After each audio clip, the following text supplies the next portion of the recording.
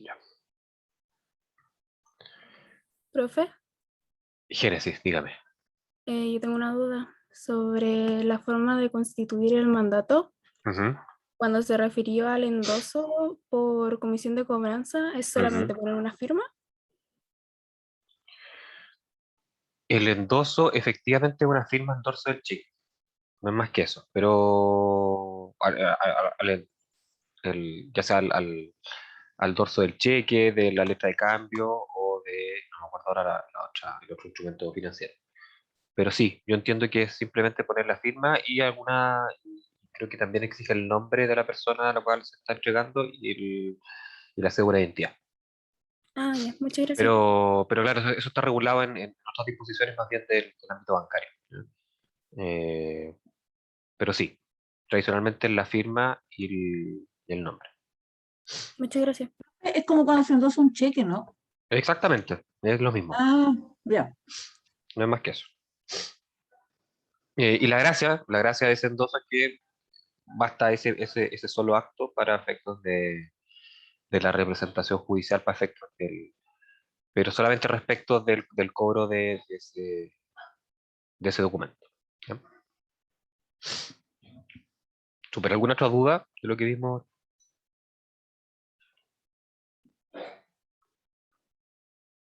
Escucho ahí mi gato que está tirando una bola de pelo. ¿No? Suena preocupante.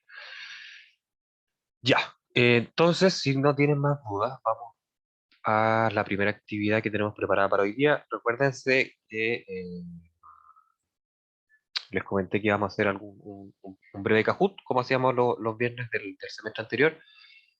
A quienes no participaron con nosotros el semestre pasado, les pido que puedan, si están en computador, ¿cierto? Puedan abrir ahí alguna pestañita en su navegador, ¿cierto? De Kahoot, o que puedan descargar la aplicación. Yo creo que a esta altura probablemente casi todos las tengan, no creo que seamos el único curso que lo hace. De hecho, debe estar ya medio aburrido de hacer. Eh, Porque ahora entonces vamos a hacer esto para efectos de poder controlar un poco lo que hemos revisado hasta ahora. Y por supuesto, como siempre, los cinco primeros van a llevarse unas décimas. ¿No? Yo miro, profe. Gracias. Usted, ya, sí, Janina, ahí, no alcancé a acordar Profe, no del. se preocupe, no hay Sí, problema. perfecto, Janina. Te pido la disculpa de todas maneras. Sí, el PIN lo voy a compartir al tiro, así que no se preocupe. Voy a agrandar esta cuestión. Eh, ya, ahí está. Entonces ahí pueden ver el PIN. Como les comentaba, pueden meterse a kahoot.it o a través de la app de Kahoot. El PIN es el 7521862.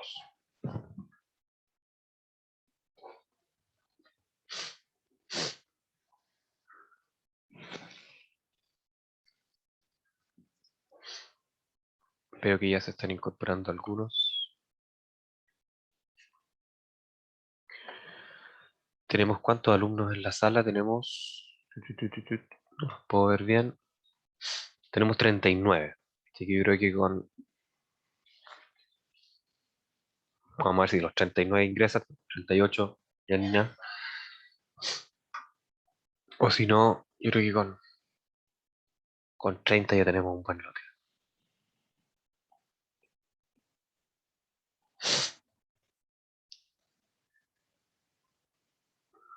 Excelente, iban ingresando. Acuérdense de ponerse algún nombre un poco más, por ejemplo, Bubu, no sé, no sé cómo identificarte después para hacer la tesis, así que vas a tener que hacerte presente después para hacerte cargo de ese nombre. Ahí desapareció Bubu, se hizo cargo, se hizo cargo. Bien. Valentina, Andrés, bien. Excelente, excelente. No sé si alguien más está intentando ingresar, no puede todavía. Se nos cayeron dos. Eh, José, bien. Ya, estamos en condiciones de partir. Si hay alguien que está intentando ingresar, que hable ahora, que ahí para siempre. Bien. Mira, está Yanina. Excelente, excelente. Ya, Entonces, vamos a comenzar. Le hago el disclaimer previo que las preguntas no las hice yo, las hizo un ayudante, así que si están muy difíciles, eh, no es culpa mía, ¿no? Pero vamos a ver, les voy a ayudar de todas maneras en la medida que avance. Partamos entonces. Pregunta número 1. ¿Cuál de estas no es una característica de los actos jurídicos procesales? Que por regla general son solemnes, que por regla general son bilaterales, que son autónomos y que no opera la autonomía de la voluntad por regla general. ¿Cuál de estas no es una característica? Que por regla general son solemnes, que por regla general son bilaterales, son autónomos y que también por regla general no opera la autonomía de la voluntad.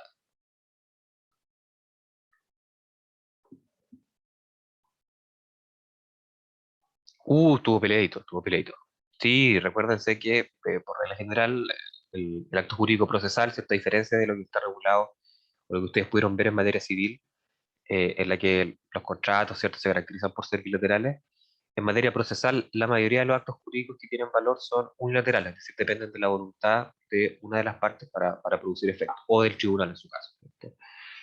Y muchos marcaron que no eran autónomos. Efectivamente son autónomos. Los actos jurídicos procesales tienen valor por sí mismos, sin perjuicio de que estén todos interconectados para objeto de llegar a un mismo fin, ¿cierto? Que es, en definitiva, resolver el conflicto jurídico, ¿ya? Pero la respuesta en este caso era que, por regla general, no son bilaterales.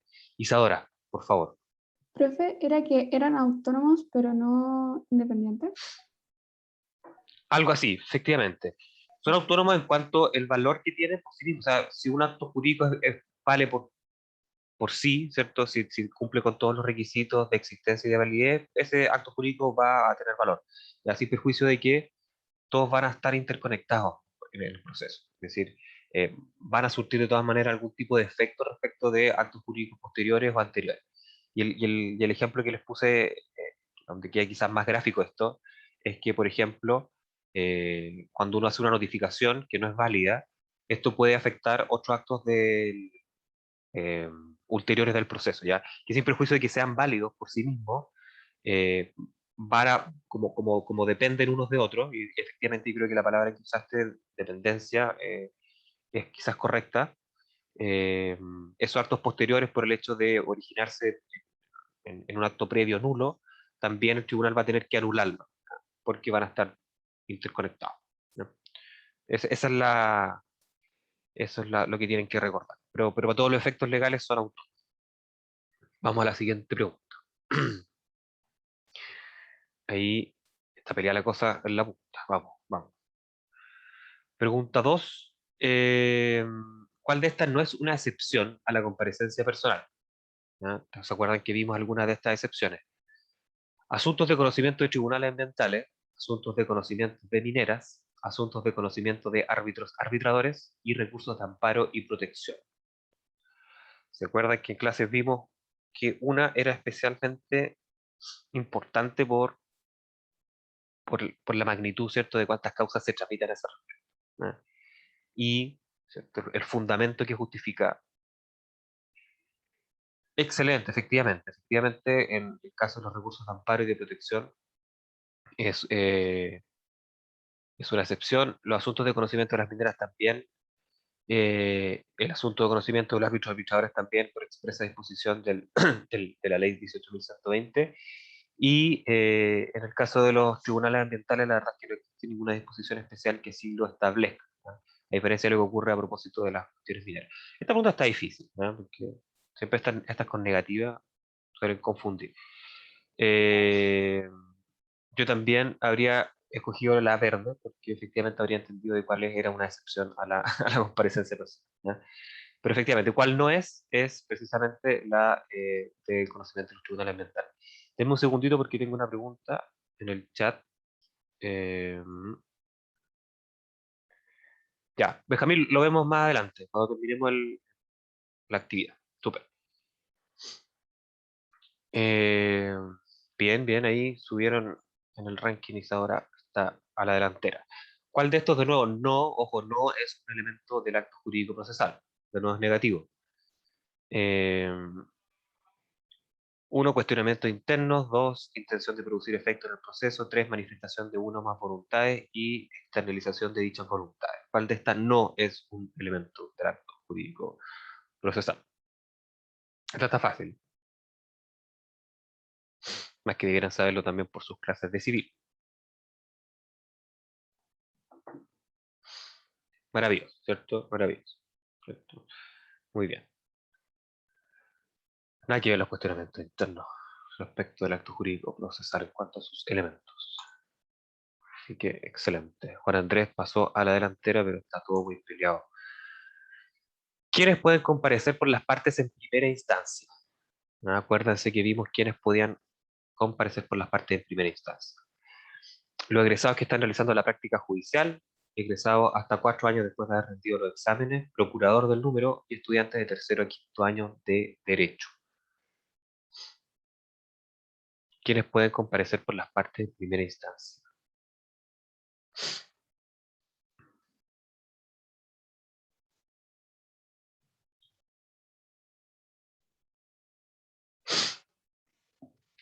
Estaba mala esta pregunta, así que la vamos a eliminar. Porque la pregunta iba a haber Eran sido, todas. sí, pues eran todas menos esa. Menos esa, ojo, menos esa. Porque, pero maletero en todo caso, porque es hasta los 3 años, acuérdense, hasta los 3 años después de haber rendido los exámenes correspondientes, ¿ya? Así que esta la vamos a eliminar. La vamos a eliminar por maldita, ¿ya? Efectivamente. Así que a todos quienes marcaron otras, no hay problema, ¿ya? Pero para que sepan, acuérdense que quienes pueden comparecer por las partes en primera instancia son cinco tipos de personas, ¿cierto? Los abogados habilitados, los procuradores del número, los estudiantes de tercero a quinto, los egresados hasta 3 años después de haber rendido los exámenes y los egresados a lo mismo el tiempo después de haber salido de la universidad, ¿cierto? Que estén realizando su práctica profesional. Isadora, por favor.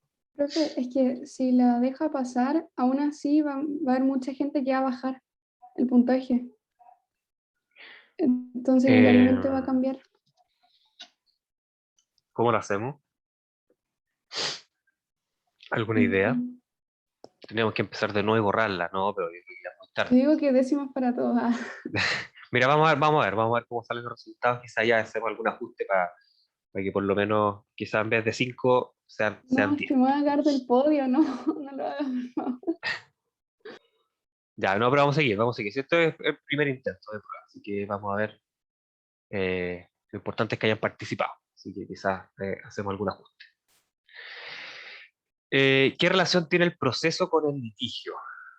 Eh, el litigio es un conflicto intrasubjetivo de intereses, el litigio es un conflicto intersubjetivo de intereses, el litigio es el conflicto interobjetivo de intereses y el litigio es el conflicto interobjetivo de intereses. Wow, esta pregunta. Esto es algo que vimos el semestre pasado en todo caso.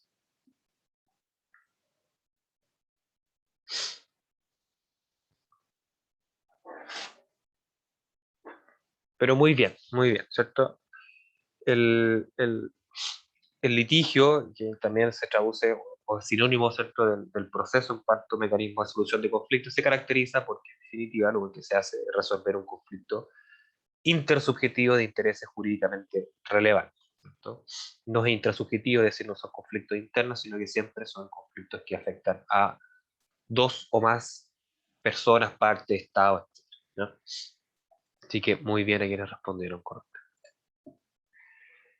Vamos a la siguiente. ¿Cuál de estos no es una clasificación en materia de naturaleza del acto jurídico procesal? Uf, larga pregunta. Recuerden, ¿cuál no? No es una clasificación. No. ¿Ya? Eh, sentencias definitivas, autos, sentencias interlocutorias y mandatos. ¿Ya? Quizás la pregunta está mala, para que no responda todavía. ¿Cuál es no una clasificación en base a la naturaleza de la resolución judicial? ¿Ya? Como acto jurídico procesal en particular.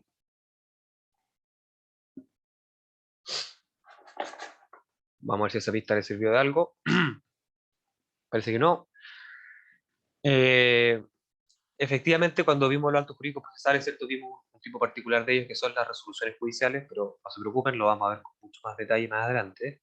Y dentro de esas tenemos los autos o decretos, la sentencia interlocutoria y la sentencia definitiva, ¿ya? Por lo tanto, el mandato, ¿cierto? Es más bien un contrato que no vimos a propósito de las clasificaciones del acto jurídico procesal, pero también esta pregunta no me satisface del todo, ¿ya? Vamos a la pregunta número 7. ¿Cuál de estos no es un ejemplo de hecho jurídico? De nuevo, una negación. ¿Cuál de estos no es un ejemplo de hecho jurídico? ¿Ya? La muerte, la notificación, la ausencia física o el caso fortuito. ¿Ya? Y piensen aquí que estamos haciendo la distinción entre un hecho jurídico y un acto jurídico procesal. Por lo tanto, eh, ¿cuál de estos no es un mero hecho jurídico, aunque surta efectos procesales? ¿Cuál de estos no es un hecho jurídico? Efectivamente, ¿cierto? Vimos que la notificación es más bien un acto jurídico procesal, ¿no? Que es un tipo particular de hecho jurídico, precisamente porque tiene y se caracteriza por tener todos los elementos que revisamos recién, ¿cierto? Es una manifestación de voluntad que se exterioriza y que precisamente que lo diferencia de un mero hecho jurídico es que tiene como propósito, ¿cierto?, generar un efecto jurídico determinado, ¿no? Y en este caso la notificación sí la tiene, eh, mientras que la otra, más bien son actos que pueden ocurrir por obra de la naturaleza, ¿cierto? Muchas no son manifestaciones derechamente de la voluntad, y que, si bien generan efectos jurídicos, esos efectos jurídicos no son deseados por el hecho de generarse dicho hecho, ¿ya? Como la muerte, la ausencia física del país, ¿cierto? O el caso fortuito, naturalmente, ¿ya? Así que muy bien quienes marcaron notificación. Bien, hay gente que está en racha. Juan Andrés está ahí a la delantera. Eh, ¿Cuál de estas no es un requisito de validez de los actos jurídicos? ¿Ya? La lesión, el error, la fuerza o el dolo. ¿Cuál de estos no es un requisito de validez del acto jurídico? Y en todas piensen que dice, en vez de error, dolo, fuerza o lesión, piensen que dice ausencia de. ¿Ya? Ausencia de lesión, ausencia de error, ausencia de fuerza, ausencia de dolo.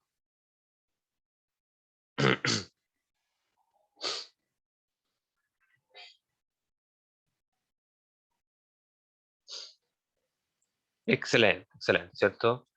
Vimos que a propósito al menos en materia procesal, ¿cierto? Los que tienen aplicación son el error, la fuerza y el dolo, y en particular, no tanto el dolo ni tanto la fuerza, sino más bien únicamente el error tiene algún tipo de importancia, sin prejuicio de la cual podríamos reconocer alguna institución en las que el dolo y la fuerza tienen relevancia en el acto jurídico procesal, pero derechamente la lesión en materia de acto jurídico procesal no está reconocida, ¿ya? Así que muy bien.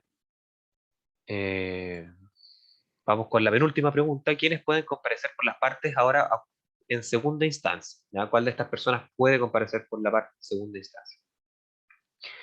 El procurador del número, el mismo juez ante el que comparecen las partes, los estudiantes de tercero y quinto año de Derecho o los egresados hasta 3 años después de haber rendido los exámenes. ¿Quién de estas personas vimos, en virtud del artículo 398 del COD, podían comparecer por las partes en segunda instancia?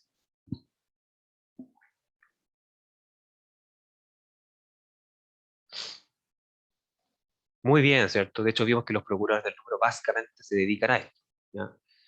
Y, por supuesto, quienes más podrían son también los abogados habilitados para el ejercicio de la profesión. Y vimos también que excepcionalmente, para efectos de los alegatos en juicio, también pueden comparecer los estudiantes, perdón, los egresados, ¿cierto?, que están haciendo su práctica profesional en la caja, ¿ya? Pero el resto de las otras personas no están expresamente mencionadas en el artículo 398 del COD, ¿no? Por lo tanto, es solamente procurador del número, eh, abogado habilitado para el ejercicio de la profesión, y lo que vimos a propósito del alegato eh, ante las Cortes de Apelación. Bien, ahí Valentina parece que está en llamas. Y terminamos entonces con la última pregunta. ¿Cuál de estas no es una característica de la nulidad procesal? Primero, que requiere una causal. Dos, que es una sanción clasificable. Tres, que afecta al acto viciado. Y cuatro, perdón, que es saneable. ¿Cuál de estas no es una característica del acto jurídico procesal?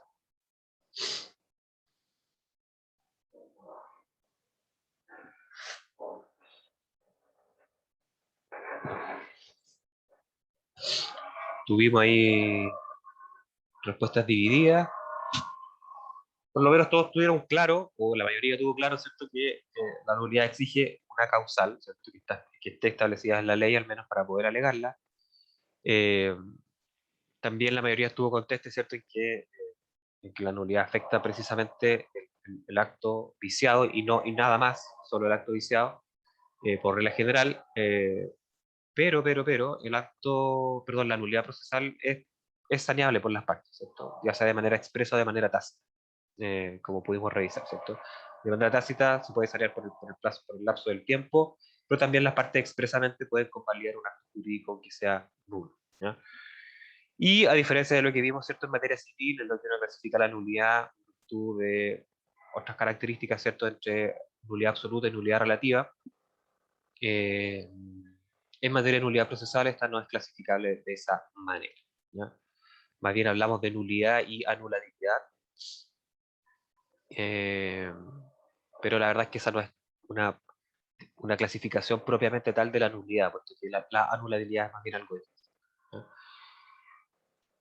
Así que muy bien, vamos a ver el podio sin perjuicio de que yo voy a tener que revisar ahí bien qué hacemos.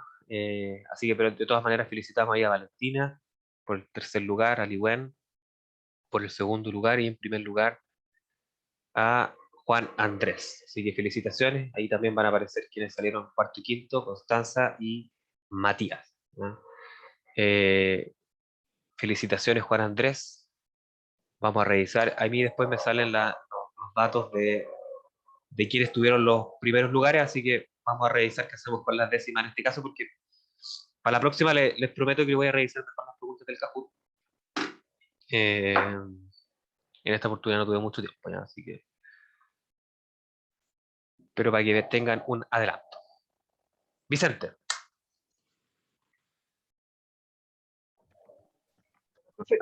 Sí, lo que pasa es que había una pregunta sobre las características de los actos jurídicos procesales Sí. que decía que por regla general eran bilaterales. Esa es la respuesta correcta. Y usted lo corroboró. Ajá. Pero en la materia Ajá. sale que son unilaterales por regla general. Y me Claro. metí al PowerPoint para corroborarlo y si efectivamente sale en la materia. Entonces me gustaría así como... Precisamente. No, es que la pregunta era cuál no es una característica. ¿Sí? Ah, ya, entonces, Claro, mala mía. sí, efectivamente. Entonces, por regla general, pero muy bien en todo caso, porque queda mejor la materia. Efectivamente son, por regla general, unilaterales.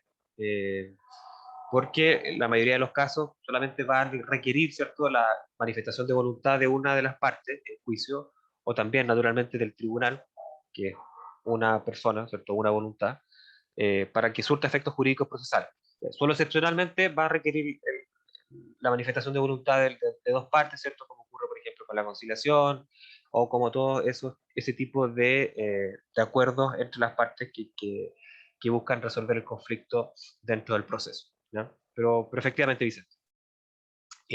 Isidora. Sí, profesor, ¿qué vamos a hacer con la pregunta que estaba mala? Es que quedé en sexto lugar por culpa de esa pregunta, estoy segura. No, lo vamos a revisar, tranquila, Isadora. Ya, ya. Creo que sí, tranquilo. No voy a comprometer nada, pero algo vamos a hacer. Algo vamos a hacer. Pero gracias por la preocupación. Igual tú entrete, profe. Tratar de meter el dedo y tratar de leer, todo súper entretenido. Gracias, Yanina. Así que no importa, está bien. Les pido disculpas por si escuchan algún ruido, porque algo están haciendo arriba, parece. Si es que se escucha, al menos yo lo escucho. Así que les pido disculpas si es que se pasa a colar por el micrófono. Vamos a revisar entonces lo que nos queda de la materia de comparecencia en juicio. Y con esto terminamos ya esta materia y podemos empezar a abordar otras de las disposiciones comunes a todo procedimiento, ¿no? Voy a compartir pantalla. Y por favor, si hablo muy rápido, tienen que decir cómo ¿Se eso está es. preparando para Halloween, profe? A ver, dame un segundito. Ya. Vamos. Pantalla. Ya. Ahí me confirman que se pueda ver. La clase... Sí, se Sí, ve. se ve, profe. profe. Súper. La clase pasada entonces terminamos de ver algunos ejemplos que van a quedar, y de hecho ya quedaron a su disposición para que los tengan a mano. Guárdenlo, atesórenlo, porque les va a servir para toda su carrera de aquí en adelante, ¿ya? Y en particular para el ejercicio de la demanda que van a tener que hacer durante este semestre, ¿ya? Y tenemos pendiente revisar, ¿cierto? Ya vimos que por regla general, entonces, se exige para efectos de comparecer ante un tribunal de justicia en nuestro país la existencia de un patrocinio y poder. También vimos que existen excepciones a esas reglas, vimos cuáles son las que están expresamente establecidas en la misma ley 18.120. También vimos que existen algunos procedimientos especiales en los cuales también se faculta para poder actuar personalmente ante los tribunales, pero ahora nos toca ver situaciones especiales en las cuales también está expresamente regulado quién o cómo va a operar en definitiva el patrocinio y poder en algunas situaciones, ¿no? Y dentro de estas situaciones especiales encontramos lo que ocurre respecto de las personas que están ausentes del territorio de la República y que requieren, por tanto, también alguna representación, pero, pero no fue posible, ¿cierto? ¿Cómo se llama? Dar cuenta, ¿cierto?, de su voluntad respecto de quién quería que lo representara en un tribunal. También existen algunas representaciones especiales que vamos a revisar. Está la situación del procurador común, que vamos a ver es la que ocurre cuando existen múltiples, eh, múltiples partes que, ¿cierto?, por el interés común que comparten, en definitiva, van a tener que ser representadas o el legislador establece como regla general que puedan ser representadas por un mismo representante judicial. Eh, y también vamos a ver qué es lo que ocurre con la agencia oficios, ¿no? Entonces, vamos con la representación de ausentes. Esto está bastante bien regulado y distingue entre tres grandes situaciones. Primero, si es que aún no se inicia el juicio y la persona ya está ausente del país, si es que la persona no se encuentra en el país y no ha constituido un mandatario, y también si es que la persona no se encuentra en el país, pero ya ha dejado algún mandatario constituido, ¿no?, para efectos de representarlo en juicios a nivel general, ¿no? Si es que todavía no se inicia el juicio y la persona, por supuesto, está ausente del país, lo que ocurre es que uno puede solicitar como una medida prejudicial, es decir, antes de entablar la demanda, que se le exija al futuro demandado, ¿cierto?, ausente, que constituya un apoderado para que lo represente y responda por las costas y multas que sea condenado, ¿cierto?, bajo apercibimiento de nombrarse un curador de bienes, ¿no? Por supuesto, como él va a estar ausente del país, lo normal es que esta persona no conteste y por el solo hecho de que el tribunal resuelva esta solicitud, esta medida prejudicial, entonces, y no habiendo sido contestado bajo el apercibimiento de nombrarse un curador de bienes, lo que va a ocurrir es que el tribunal entonces les va a tener que nombrar un curador que lo represente, ¿ya? Entonces pueden ocurrir dos cosas. Uno, que la persona que está fuera del país responda, ¿cierto? Y designe un apoderado, pero en la mayoría de los casos, ¿cierto?, todas las personas que no están, lo que va a ocurrir normalmente es que va a ser nombrado por parte del tribunal un curador que va a estar a cargo de representarlo en el proceso, ¿ya? Que son los que sí, conocidos como los representantes de ausentes, que también cumplen un rol fundamental respecto a este tipo de personas. Y seguramente lo pudieron haber visto a propósito de la institución de la muerte presunta, ¿no?, que también opera bajo esta lógica. Eh,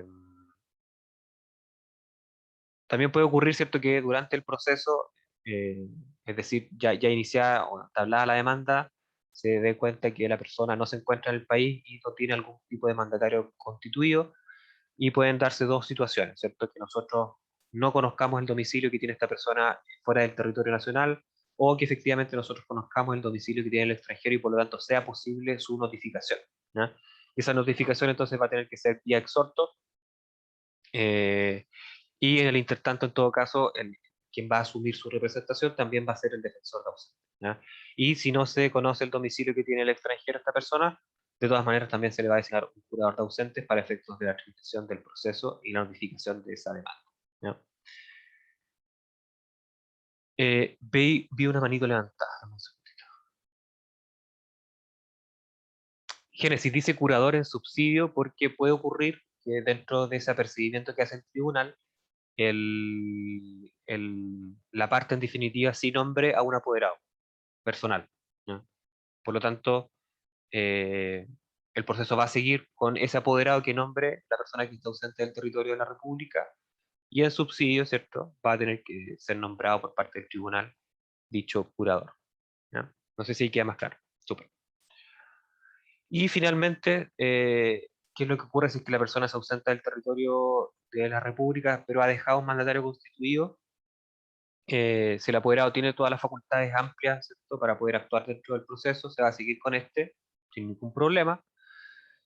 Si el apoderado tiene solamente facultades para ejercer solamente una gestión en particular dentro del proceso, tiene un mandato acotado, entonces solamente va a poder ser emplazado respecto de esa gestión en particular y nada más. Si es emplazado respecto a otro tipo de gestiones, ese emplazamiento va a ser nulo, ¿ya?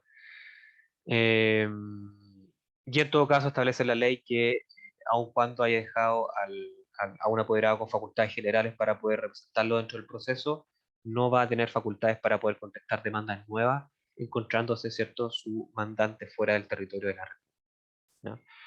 Esto es todo lo que está establecido en nuestro Código de Procedimiento Civil a propósito de la representación de los ausentes en el proceso, ¿ya? Pero acuérdense que tienen que distinguir si es que eh, esto ocurre antes de la entrada del proceso, es decir, antes de la presentación de la demanda, o ocurre ya con la presentación de la demanda, eh, y distinguiendo, ¿cierto?, si es que se dejó algún tipo de mandatario constituido o no, ¿ya?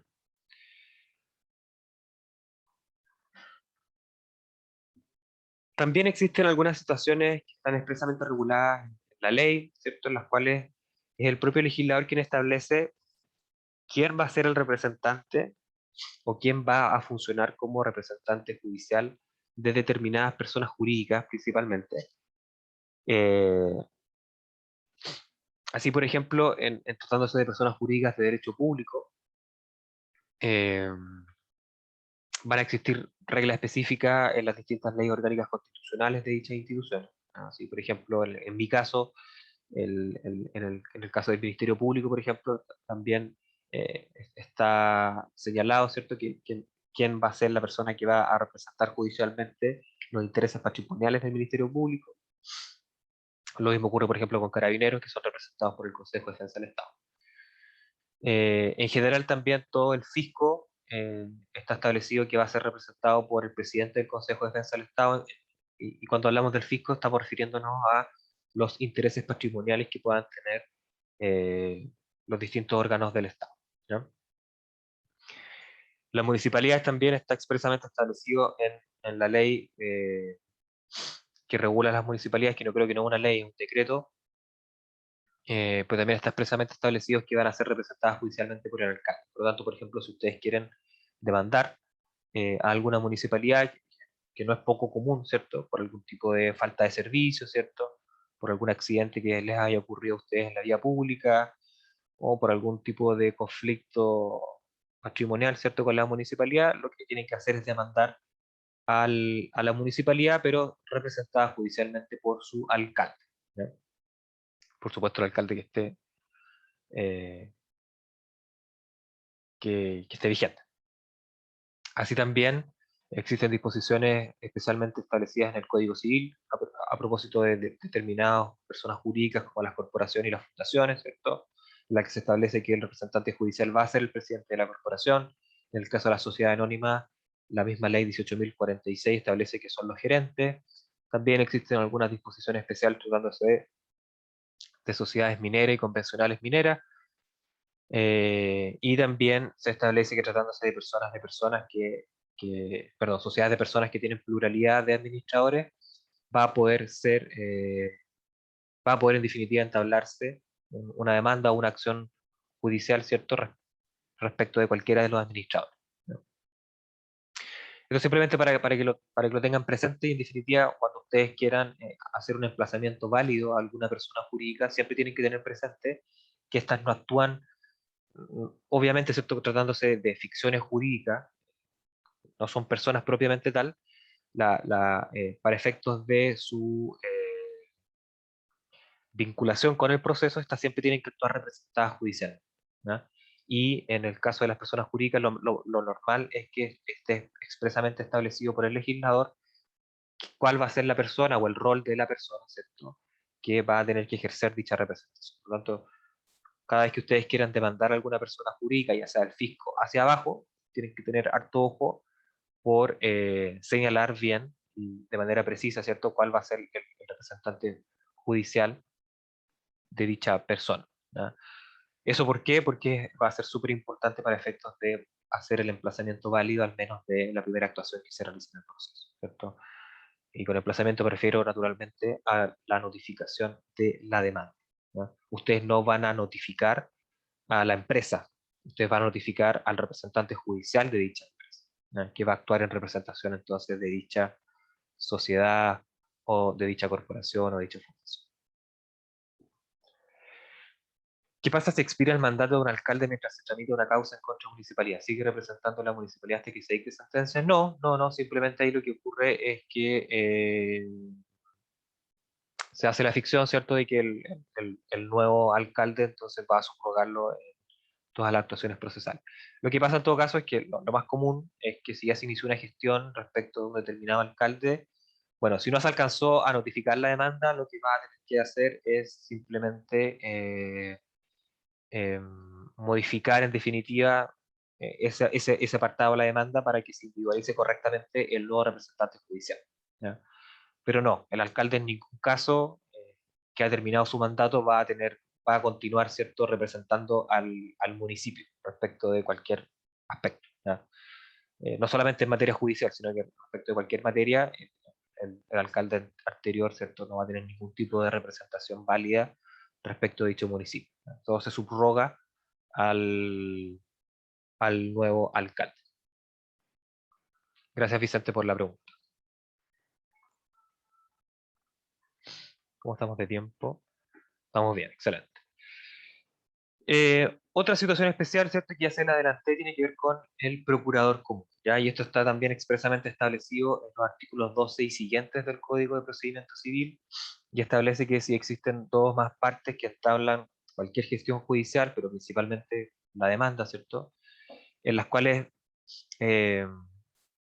se entablan, ¿cierto?, las mismas acciones, es decir, las partes tienen pretensiones en común, el legislador establece que todas estas deben obrar conjuntamente, debiendo constituir un solo mandatario, ¿ya?, que es lo que se conoce como procurador común. Esto es importante, principalmente porque no solamente tiene efectos en materia civil. Yo recuerdo que la vez en la que tuve más contacto con esta institución, de hecho, no fue en materia civil, sino que fue en materia penal, en un juicio gigantesco, ¿cierto?, que era por estafa, creo. Creo que era el de Chang. ¿Se acuerdan de Chang? De hecho, todavía no lo pillan, no sé. Sí, de hecho está en una isla griega, creo. Efectivamente, ese mismo. Bueno, en Chang había muchos querellantes, ¿ya? Lo vamos a ver en todo caso después, pero el querellante es básicamente el interviniente que representa judicialmente a la víctima en el proceso penal, ¿ya? Y había muchos querellantes eh, de víctimas que habían sufrido estafas por parte de este sujeto, ¿ya? Y por supuesto todos tenían la misma pretensión, que en el fondo era eh, una pretensión penal por una parte, pero también pretensiones civiles, ¿cierto? También habían entablado demandas civiles en contra de Alberto Chang, ¿cierto?, por la restitución o la indemnización de perjuicios por todo el patrimonio que había sido afectado, ¿ya? Y estamos hablando de que eran muchas personas, yo recuerdo cerca de 100, pero creo que después se incorporaron muchas más, ¿ya? Y por lo tanto, cada una de esas 100 personas tenía estoy exagerando porque no las 100 tenían un abogado cada una, sino que algunas eran representadas en común también por algún abogado. Pero digamos que habían 100 abogados, por ejemplo, en una sala de audiencia. Y ustedes no sé si conocen las salas de audiencia, me imagino que la han visto en todo caso por la tele. No son salas especialmente grandes y por lo tanto no caben naturalmente 100 personas. O sea, ya desde el punto de vista físico, en materia penal existe un problema de proporción, ¿ya?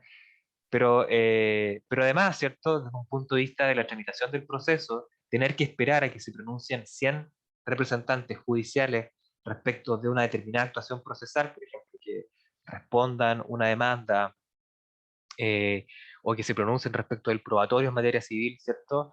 Va a implicar una carga del tribunal, ¿cierto? Para poder dar abasto a cada una de esas gestiones judiciales que se puedan realizar durante el proceso, que es inabordable. ¿Ya? Y por lo tanto, entonces, lo que existe es la institución del procurador común, ¿ya? Que precisamente apunta a esto. Isadora dice que esta fue un amigo de su papá. Lo siento mucho.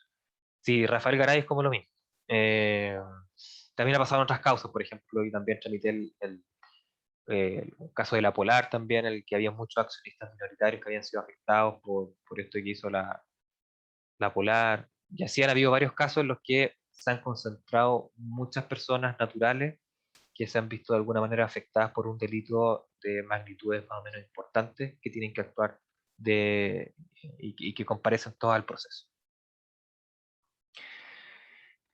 Y entonces para eso existe esta institución, ¿ya? Está especialmente regulada, se establece por el Código de Procedimiento Civil que tiene que ser nombrada por acuerdo de las partes, lo que, como verán, no es fácil cuando existen muchas partes. El código habla de que el tribunal es quien fija un plazo razonable para que las partes se pongan de acuerdo para el nombramiento del procurador común, ¿ya?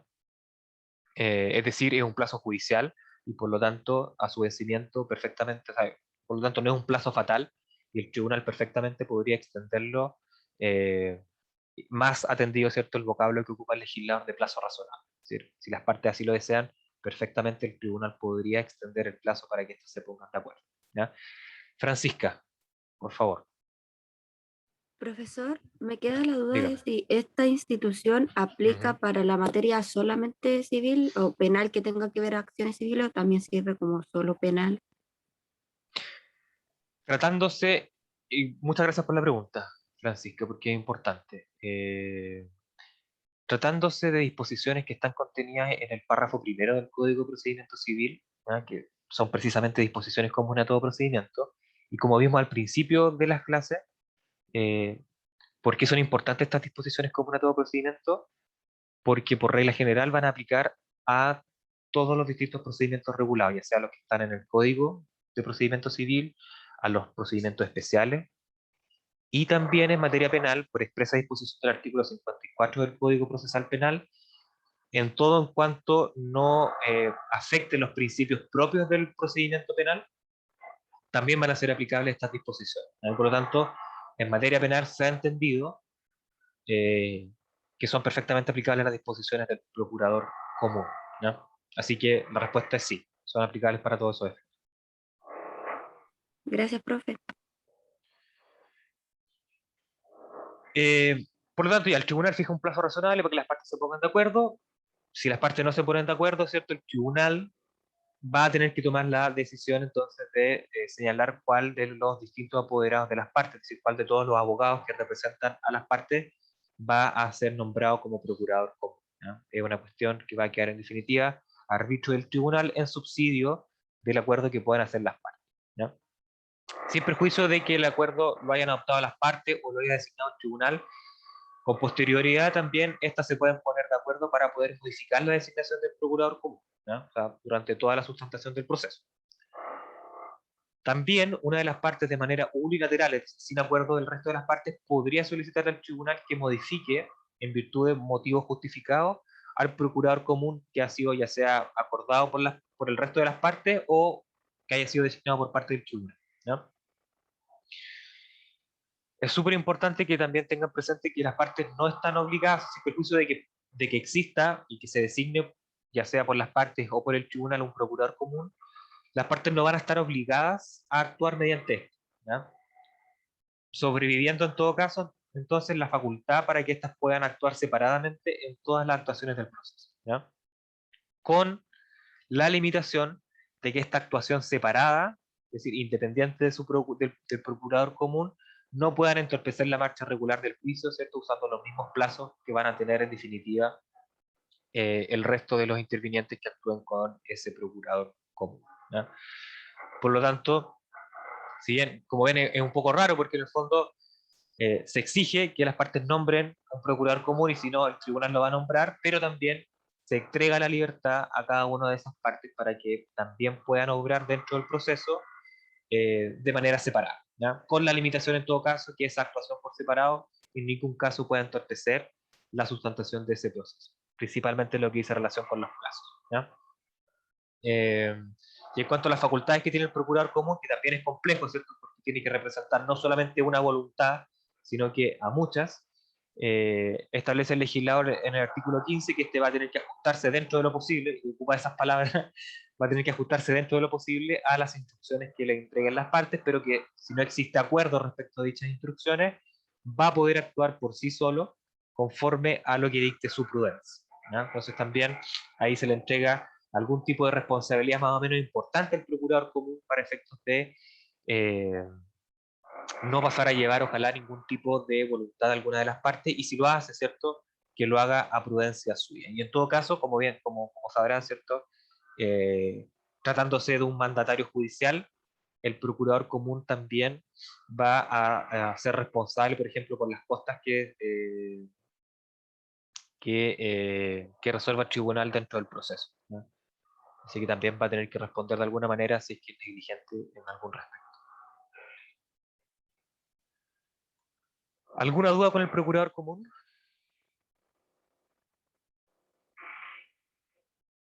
Súper. Y vamos entonces a la última Profe, situación. entonces, Janina. tal como usted dice, si hay muchas personas, ¿no es cierto? Y se toma este procurador común, y yo no quiero tener al procurador común, y quiero tener a mi propio procurador, ¿puedo tenerlo mientras no complique al procurador común? Más que no complique el procurador común, es que no complique o que no entrave el proceso.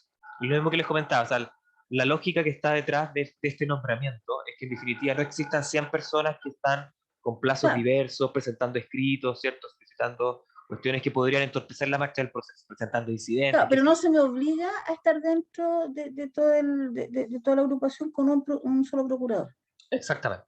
Yo Perfecto. podría hacer valer ese derecho que está en el artículo 16 para efectos de poder actuar en cualquier Ujú. gestión de manera independiente. Gracias, profe. Exactamente. Y la última situación especial es la que se conoce como la agencia oficiosa, ¿cierto?, que es una actuación realizada dentro del proceso en la cual yo, por ejemplo, voy a asumir la representación de una persona, pero antes de tener un mandato judicial, ¿ya? ¿Cierto? Ofreciendo en todo caso para esa actuación que yo con posterioridad voy a ratificar que existe esa representación, ¿ya? Voy a ratificar que me han otorgado un mandato judicial, ¿ya? Por lo tanto, el agente oficioso es una especie de mandatario que actúa sin un mandato celebrado hasta esa fecha, pero que promete, en definitiva, le va a entregar algún tipo de seguridad al tribunal de que con posterioridad a esa actuación, que va a ser válida, eh, se va a ratificar el mandato en virtud del cual va a actuar a futuro en el proceso, ¿ya? Por lo tanto, el agente oficioso es un tipo de mandatario en el fondo que tiene que estar habilitado, por lo tanto, para poder comparecer en juicio, eh, para poder actuar de esta manera, ¿cierto?, un poco intempestiva, tiene que justificar ante el tribunal cuáles son las causas calificadas que le impiden a la parte, en definitiva, poder comparecer.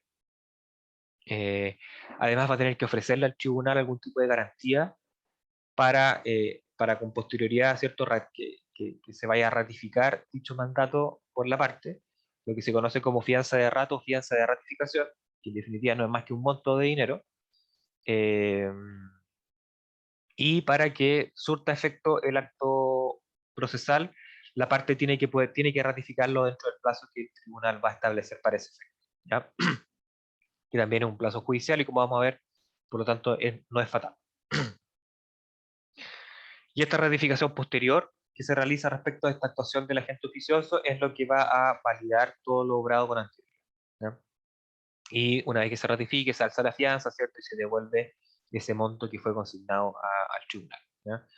Por el contrario, si es que no se ratifica dentro de plazo lo obrado por el agente oficioso por parte del mandante, eh, se va a anular todo lo obrado por este, ¿cierto? Y se van a tener que indemnizar los perjuicios causados por el agente oficioso, lo que se va a realizar con esa fianza, ¿cierto? Que ya se consigue. ¿Queda claro para qué funciona este tipo de representante en el fondo?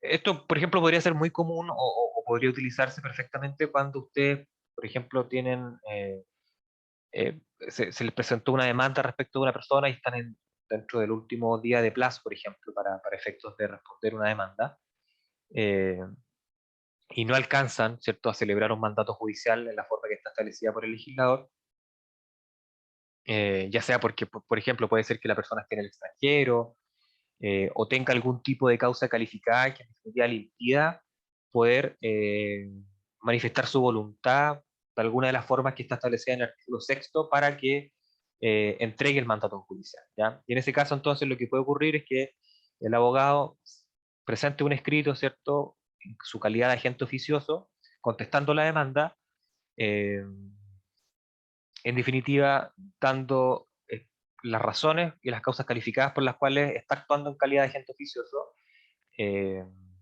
señalando en definitiva que la otra persona va a ratificar a futuro, y ahí incluso uno puede establecer dentro de cuál plazo cree prudente uno que el tribunal establezca para dicha ratificación, y pagando también una fianza de rato o fianza de ratificación, ¿cierto? Que es un monto en dinero eh, que va a determinar en todo caso el tribunal, eh, por el cual en definitiva también yo voy a poder responder respecto de todos los perjuicios que se pueden haber generado producto de un actuar negligente en este sentido, ¿ya?